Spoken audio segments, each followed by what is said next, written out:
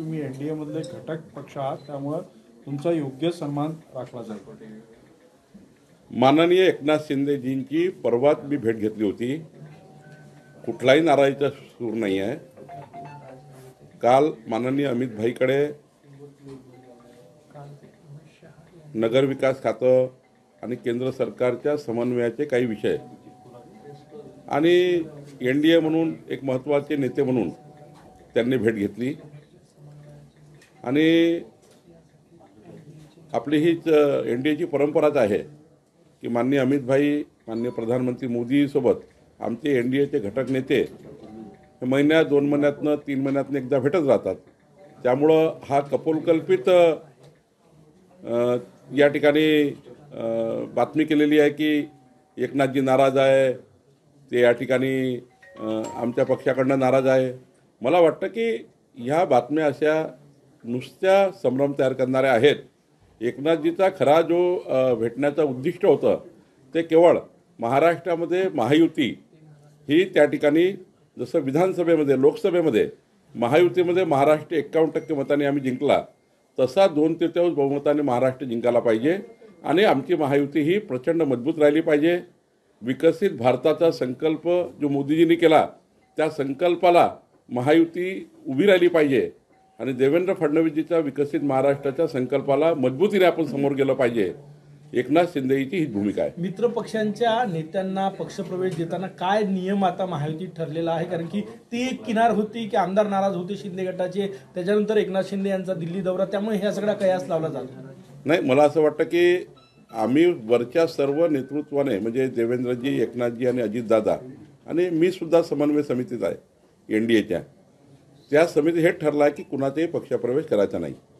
पण लोकल लेवलला जेव्हा तिकीट मिळत नाही, आमचे लोक लढतात, मग त्यांना ऑप्शन आहे एकनाथ शिंदेजीकडे जाण्याचा। आता कामठी विधानसभेमध्ये किमान 10 आमचे चांगले चांगले पदाधिकारी एकनाथ शिंदेजीकडे गेले, तिकडे धनुष्यबाण घेतलं। तर आत्ता त्यांना तिकीट मिळालं नाही, 8-8, 10-10 वर्षापासून ते वाट पाहतात आहे। त्यामुळं काही लोक एकनाथ शिंदेकडे, एकनाथ शिंदेजी काही लोक भाजपकडे, दोघांची राष्ट्रवादीकडे, त्यामुळं थोडा उडाउडी चालू आहे नगरपालिकेच्या निवडणुकी संदर्भाने। तर म्हणून काही या ठिकाणी महायुतीत गडबड झाली आहे, राज्य स्तरावर गडबड झाली आहे असं काही नाही आहे। लोकल स्तरावर मात्र काही ठिकाणी उड्या मारलेल्या आहे। आता निवडणुकीनंतर ते बघू। आता तर त्यांनी एबी फॉर्म घेतलेले आहे, त्यामुळं प्रत्येक पक्षात झालेला आहे।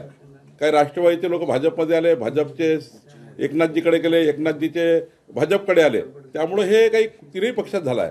त्यामुळे मला असं वाटतं की याच्यामध्ये काही महायुतीमध्ये गडबड नाही। डोंबिवलीमध्ये जो पक्षप्रवेश झाला त्यामुळे रवींद्र चव्हाण यांच्यावर एकनाथ शिंदे नाराज असल्याची माहिती आहे, त्याचीच तक्रार केल्याची माहिती आहे। नाही, डोंबिवलीचाही पक्षप्रवेश असाच झाला आहे की ज्या ठिकाणी एकनाथजीकडे सीट मिळत नाही असं दिसतं किंवा भाजपकडे सीट मिळत नाही असं दिसतं, त्यावेळी निवडणुकीच्या पूर्वीच त्या ठिकाणी उड्या मारण्याचं काम चालू होतं। काही ठिकाणी आता एखादा कार्यकर्ता पक्षात यायलाच तयार आहे, शेवटी प्रत्येकाचा पक्ष आहे। एकनाथजीला आपला पक्ष वाढवा लागतो, भाजपला आपला पक्ष वाढवा लागतो, त्यामुळं या ठिकाणी काही पक्षप्रवेश होत राहतात। पण पक्षप्रवेशामुळे एकनाथजी नाराज होतील आणि ते अमित भाईकडे जातील हे काही खरं नाही आहे। पक्षप्रवेशाबद्दल माझ्याशी, देवेंद्रजीशी आम्ही समन्वय करतो की बाबा बैठकीमध्ये आमचा समन्वय होतो, पण एवढ्या कारणाने काही ते अमित भाईकडे जातील। अमित भाईकडे जाताना महाराष्ट्राची महायुती, देशातलं सरकार, महाराष्ट्रातलं सरकार, डबल इंजिन सरकार महाराष्ट्राच्या विकासाकरता कसं काम करेल आणि एनडीएचे नेते म्हणून प्रत्येक 2-3 महिन्यातनं माननीय एकनाथजी अमित भाईकडे जात असतात, माननीय प्रधानमंत्री मोदीजीकडे जात असतात, सर्व एनडीएचे घटक पक्ष जात असतात। मला वाटतं याच्यामध्ये ही केवळ त्या ठिकाणी एनडीएची नेता म्हणून भेट असावी असं मला वाटतं। आरक्षणाचा वाद सर्वोच्च न्यायालयात आहे, सुनावणी आहे मंगळवारी। तुम्ही मध्यंतरी मध्यस्थी याचिका सुद्धा दाखल केली होती, निवडणुकाच स्थगित होती की काय असं संभ्रम निर्माण झालेला आहे? या सर्वोच्च न्यायालयाने असा सवाल विचारलेला आहे की स्थानिक स्वराज्य संस्थांच्या निवडणूक प्रक्रिया पुढे का ढकलत नाही?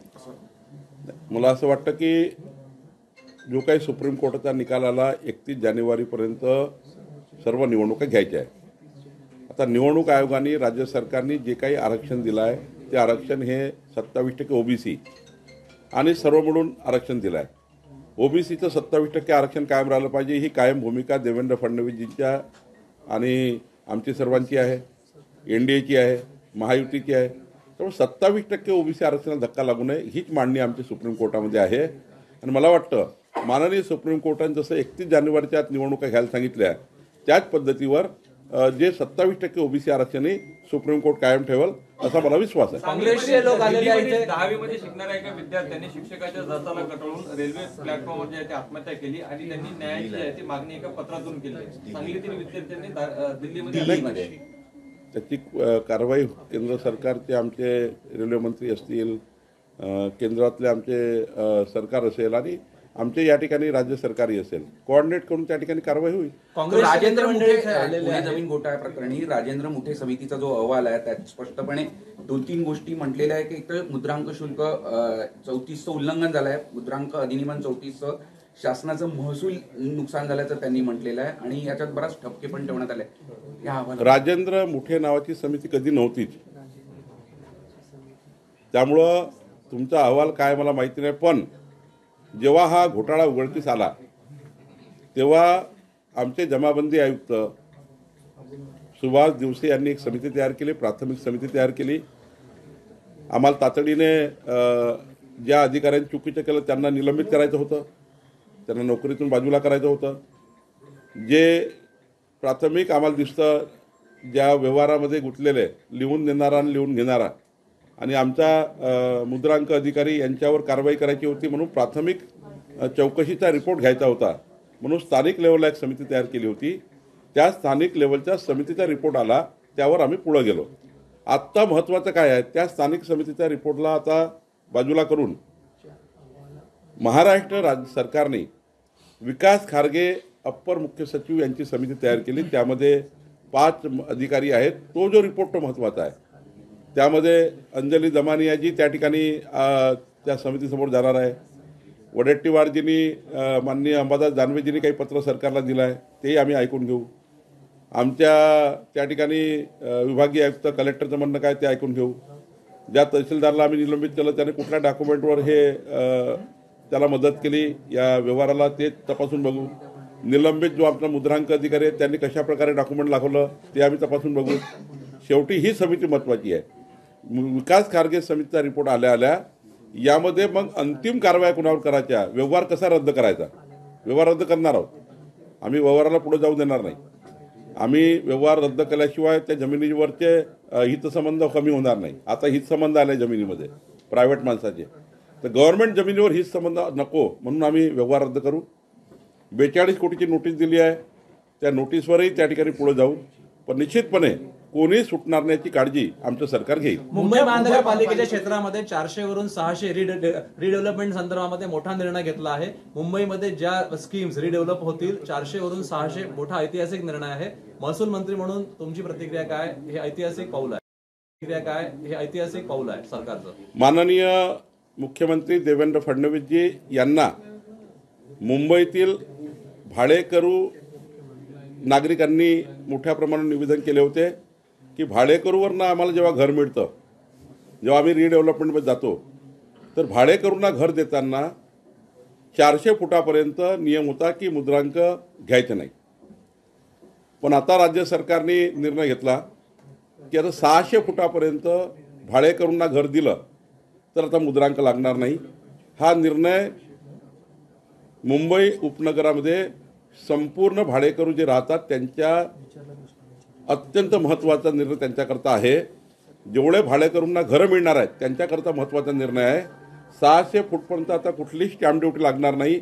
हा निर्णय मुंबईतल्या उपनगरातल्या सर्व भाडेकरूंनी राहणाऱ्या लोकांकरता आहे. आणि मला वाटतं एक मोठा दिलासा स्टॅम्प ड्युटीमधनं एक मोठा दिलासा या ठिकाणी भाडेकरूंना घर मिळताना मिळणार आहे. आमचे मुंबईचे नेते आशिष शेलारजी, माननीय प्रवीण दरेकरजी, मुंबईचे सर्व 36 आमदार खासदार या सर्वांनी या मागणीला दुजोरा दिला होता. परवा अनिल परबही या बैठकीला होते. त्यामुळं माननीय देवेंद्र फडणवीसजींनी या निर्णयाला प्रचंड ताकद दिली आणि महसूल खात्याने हा निर्णय घेतला. यामध्ये आता 600 फुटापर्यंत कुठलीही स्टॅम्प ड्युटी लागणार नाही. हा एक महत्त्वाचा निर्णय आम्ही घेतला. दुसरा महत्त्वाचा निर्णय आम्ही घेतला 15/10/2024 पर्यंत 15/10/2024 पर्यंत ज्यांनी लेआउटमध्ये घरं घेतले ज्यांनी ज्यांनी घरं बांधले, ज्यांनी ज्यांनी अनधिकृत भूखंड घेतले असतील किंवा लेआउटमध्ये त्या ठिकाणी भूखंड घेताना त्यांचे 1000 फुटाचे 600 फुटाचे घरं घेतले असतील, छोटे छोटे तुकडे पाडले असतील, तर आम्ही तुकडेबंदी कायदा रद्द केला आणि आता जे काही रहिवासी क्षेत्र महाराष्ट्रात आहे त्या सर्व रहिवासी क्षेत्रामध्ये म्हणजे NMRD असेल, PMRD असेल, सिडको असेल, नैना असेल आणि नगरपालिकेच्या आजूबाजूला 1 किलोमीटर क्षेत्र असेल, महानगरपालिकेच्या भोवताल 3 किलोमीटर असेल, म्हणजे रिजनल प्लॅनमध्ये ज्या रेसिडेन्शियल तरतुदी आहे त्या सर्वांना आता 15/10/2024चे सर्व बांधकामं कायदेशीर करण्याचा निर्णय राज्य सरकारने घेतला आहे आणि एकही पैसा न घेता राज्य सरकार एकही पैसा घेणार नाही. आता रजिस्ट्रेशन सुरू होईल, ज्यांनी प्लॉट घेतले त्यांचं रजिस्ट्रेशन सुरू होईल आणि त्यामुळे 60 लक्ष परिवारांना या निर्णयाचा फायदा होणार आहे आणि राज्यातले 60 लक्ष परिवार जे त्या ठिकाणी अनधिकृत त्या ठिकाणी लेआउटमध्ये बसलेले होते, त्यांचे रजिस्ट्रेशन झाले नव्हते, त्यांना 7/12 मिळत नव्हता, आता प्रत्येक घराला 7/12 मिळणार आहे, रजिस्ट्रेशन होणार आहे. राज्यातल्या 60 लाख परिवारांना 3 कोटी जनतेला या निर्णयाचा फायदा होणार आहे. याला जोडून एक प्रश्न असा आहे, तहसीलदार मोठ्या प्रमाणामध्ये तुम्ही तहसीलदार झालेले आहे आता आणि उपजिल्हाधिकारी सुद्धा मोठ्या प्रमाणात झाले आहे, पण दुसरीकडे निवृत्त उपजिल्हाधिकारी आणि निवृत्त तहसीलदार हे मोठ्या प्रमाणामध्ये कार्यरत आहे. MADC मध्ये आहे, MSRDC मध्ये आहे. त्यामुळे आता तुम्ही ज्यांना संधी दिली आहे त्यांनाच पोस्टिंग मिळत नाहीये आणि त्यामुळे निवृत्त जे सेवानिवृत्त जे लोक घेतले आहेत त्यांच्या जागी यांची नियुक्ती होण्यासंदर्भात काही सरकार निर्णय घेणार आहे? हो, प्रमोशन होत नव्हते, पोस्टिंग करताना अडचणी होत्या. आता राज्यामध्ये जवळपास 115 ॲडिशनल कलेक्टर सिलेक्शन ग्रेड, जवळपास 110च्या वर ॲडिशनल कलेक्टर, जवळपास 113 डेप्युटी कलेक्टर आणि जवळपास 85 तहसीलदारच्या प्रमोशन आम्ही केलेले आहे. नायब तहसीलदारचे तहसीलदार झाले, त्या ठिकाणी क्लार्कचे आपला नायब तहसीलदार झाले आहेत. त्यामुळं एक मोठा बॅकलॉग मागच्या 7 वर्षापासून महसूल खात्यामध्ये होता.